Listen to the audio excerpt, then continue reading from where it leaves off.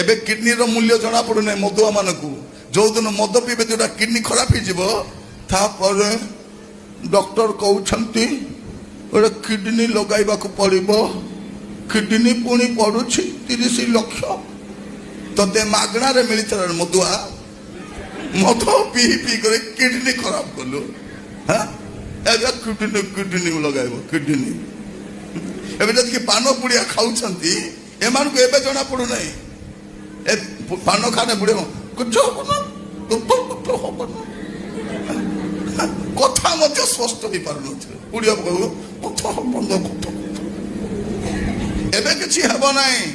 ଯେତେବେଳେ ତାର ମାଉଥରେ କ୍ୟାନ୍ସର ହବ କାଟିବେ ସେତେବେଳେ କହିବ କଥା ମାନୁଥିଲେ ହେଇଥାନ୍ତା। ଏବେ ହେଇଥାନ୍ତା ବୋଲେ କଣ ହେଇଥାନ୍ତା? ଏବେ ଆଉ କିଛି ହବ? ଯେତେବେଳେ ମାନିବା କଥା ତ ମାନିଲ ନାହିଁ।